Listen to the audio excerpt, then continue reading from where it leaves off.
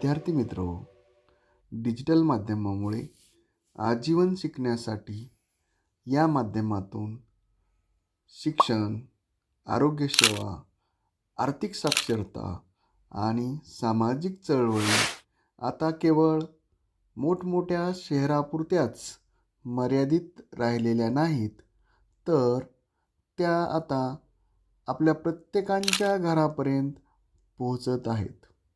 या डिजिटल माध्यमामुळे सर्वांना समान संधी प्राप्त झाली आहे. यामध्ये गरीब, श्रीमंत, छोटा, मोठा अशी कोणतीही दरी राहिलेली नाही. सर्वजणांना डिजिटल माध्यमातून विविध क्षेत्रात असणाऱ्या संधी अगदी सहजरित्या प्राप्त झाल्या आहेत. आपला भारत देश विविधतेने एकतेने नटलेला देश आहे. विविध संस्कृती आणि परंपरा यांचा सांस्कृतिक वारसा आपला भारत देशाला लाभलेला आहे. विविध राज्याच्या लोकसंस्कृती, लोककला, सण, उत्सव पाहण्याचा व स्वतः करण्यासाठी डिजिटल माध्यमामुळे अगदी सहजता, सुलभता प्राप्त झालेली आहे. जगाच्या कानाकोपऱ्यातील लोकांना एकत्र आणणारं हे एक डिजिटल माध्यम आहे. जागतिक समस्याचं समाधान करण्यासाठी आणि सहकार्याची नवी दारे हे उघडत आहेत. माहितीच्या वाढत्या गोंधळात डिजिटल माध्यम पारदर्शकतेला प्रोत्साहन देत आहे.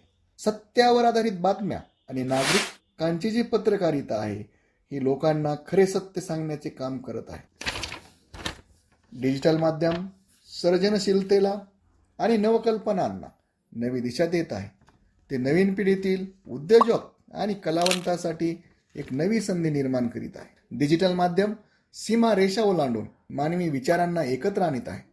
ही जी ताकद आहे ही ताकद आपण उज्ज्वल भविष्य घडवण्यासाठी कशी वापरतो, सकारात्मकदृष्ट्या किती वापरतो यावर अवलंबून आहे. आणि म्हणूनच डिजिटल माध्यम हे एक प्रगत मूल्य म्हणजे केवळ तंत्रज्ञान नव्हे तर मानवी मूल्यांना पुढे नेणारी एक भविष्यातील क्रांती आहे. धन्यवाद.